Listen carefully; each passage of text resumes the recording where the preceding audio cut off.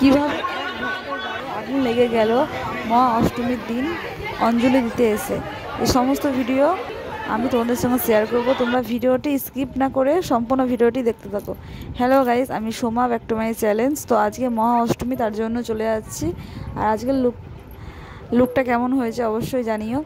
তো আজকে ভিডিওটা আমি বানাচ্ছিলাম ঠিকই, কিন্তু আমরা জানতাম না কেউই যে মহা অষ্টমীর দিন আজকে মা এরকম ঘটনা, মায়ের পুজো দিতে এসে এক ভক্তের এইরকম ঘটনা হবে যে সেম আমি যে শাড়িটা পরে আছি ওই শাড়ি পরেছিল সেই ভক্ত মা। সেই ভক্ত মায়ের গায়ে আঁচলে প্রদীপ থেকে, পঞ্চপ্রদীপ থেকে আগুন লেগে গিয়েছিল।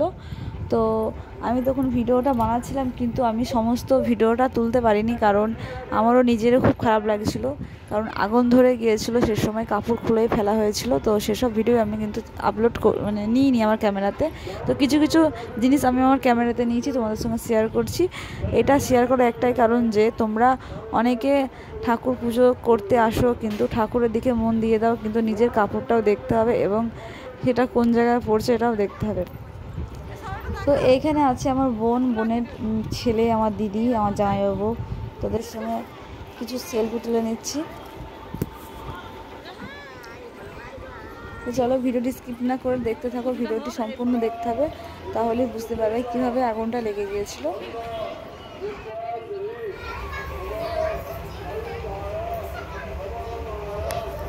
তো আমার আসতে একটু দেরি হয়ে গেছিলো, আমার দিদিরা আগে চলে এসেছিলো আর আমি অনেকটা লাস্টে এসেছি, কারণ আমি এসে দেখছি পুজো বসে গেছে। তো পুজো এখন চলছে, তো এরপরে অঞ্জলি দেওয়া হবে।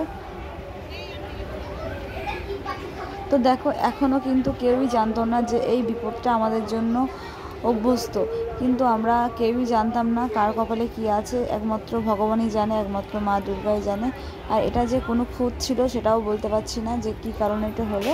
তো অবশ্যই সবাইকে সাবধান থাকতে হবে, যেখানেই যাও, মন্দিরে হোক রাস্তাঘাটে হোক, সবাইকে সাবধানে হতে থাকতে হবে।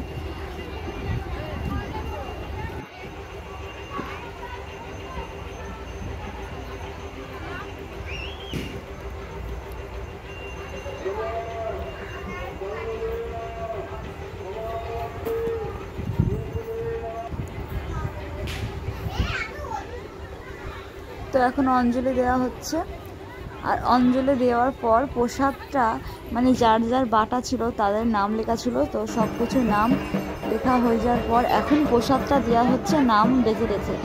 তো গাইস, এই যে লোকগুলো জড়ো হয়ে আছে, এখানে কিন্তু মায়ের প্রসাদ মানে ভোগ যেটা দিয়েছিল প্যাকেটে নাম লিখে দিয়েছিল। তো সবাইকে এখন প্রসাদটা নাম দেখে দেখে দেওয়া হচ্ছে। তো এরপরেই আগুনটা লেগে যাবে, তোমরা দেখো, খেয়াল করে দেখবে, ঠিক আছে? আমি কিন্তু এই দেখো, এবার কিন্তু আগুন লাগা হয়ে গেছে, কিন্তু আমি সম্পূর্ণ ভিডিওটা নিজের চোখে দেখেছি, কিন্তু আমি নিজের ক্যামেরাতে নিইনি, কারণ আমিও একটা মেয়ে ছিলাম। তো অন্যের ভিডিও আমি এরকমভাবে নিইনি। তো এইবার আগুনটা লেগে যাওয়ার পর মহিলাটাকে মানে সেই ভক্তটাকে অন্য একটা কাপড়ে জড়িয়ে নিয়েছে, আর তার সম্পূর্ণ কাপড়টা কিন্তু পুড়ে একবারে ছাই হয়ে গেছে। তোমাদের আমি কাছে গিয়ে একটু দেখাচ্ছি কাপড়টা কেমনভাবে পুড়েছে।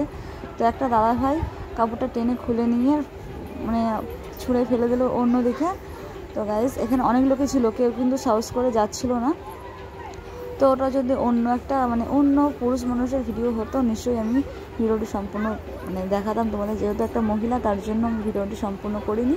তো দেখো কাপড়টা কীরকম পুড়ে একবারে মানে ধোঁয়া উঠছে, দেখতেই পাচ্ছ কাপড়টা পরেছিল। তো মহিলাটাকে এখন হাসপাতালে নিয়ে যাওয়া হবে। আর এই যে এখানে ভেবেছিলাম যে আমরা কিছু রিলস বানাবো, তো মানে ভিডিওটা আর বানাতে পারলাম না, কারণ একটা মহিলা যেহেতু অসুস্থ হয়ে পড়লো, তো পেটের সম্পূর্ণ মানে চামড়াটা পুড়ে গেছে। তো তাকে এখন হাসপাতালে নিয়ে যাওয়া হবে। তো এই যে মহিলাটা খুবই টোটোকে ডাকছো, তো টোটোওয়ালাটা দাঁড়ালো না।